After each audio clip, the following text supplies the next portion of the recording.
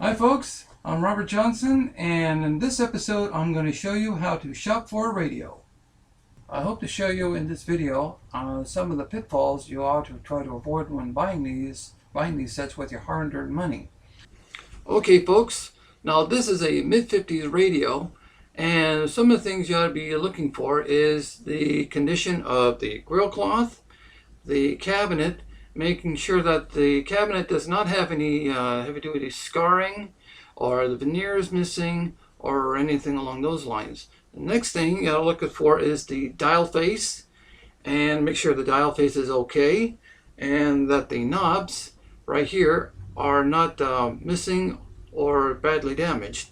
And last thing you gotta really check into is the condition of the power cord, making sure that the insulation is not missing or shows any heavy-duty charring or anything along those lines. Now, say like this set is a really nice looking radio. The knobs are all here, the dial face is really decent condition, and the cabinet is really nice. It does not have any serious damage to it. And you like to have this radio, but there may be some hidden conditions that you may not be aware of. So let's look in the back and see what's really inside.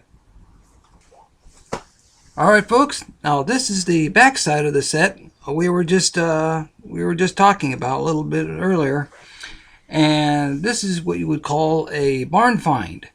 And on barn find radios, the condition on these sets can be 50-50. The cabinet may look great on the front, and the rest of it may look absolutely spot on.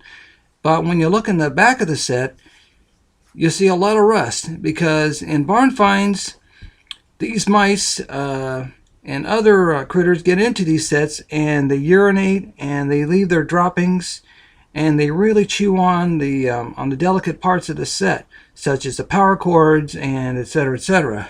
So if you see a lot of rust here and here and here, and also on the inside here and various other places on this receiver, the rank beginner should definitely avoid this.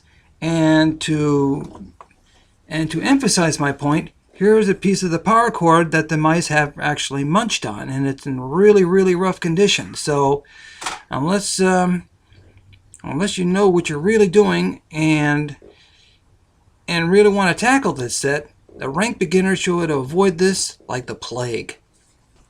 Okay folks, now when you buy a set like this, make sure everything is there. Now some parts may be missing. They may take you a while to get a hold of, such as this tube shield. And you may have to go to electronic swap meets in order to find this part, and you have to do a lot of scrounging and digging and a lot of jump piles in order to find this.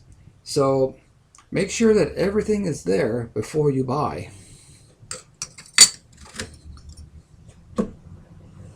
We're going to talk a little bit about plastic radios and what to avoid on those. And one thing you ought to avoid is the warping of the cabinet. You can see how bented and warped this cabinet is, because over time the heat of the vacuum tubes does that to these cabinets. Now we're going to take a look at the back of the set. Now note how crusty and beat up this set is. And the tubes are missing, and the clock face is really rusted, and it's just basically a real junker. So if you're really shopping for radios, if you like just a plastic set to cut your teeth on, get one that's a little better condition.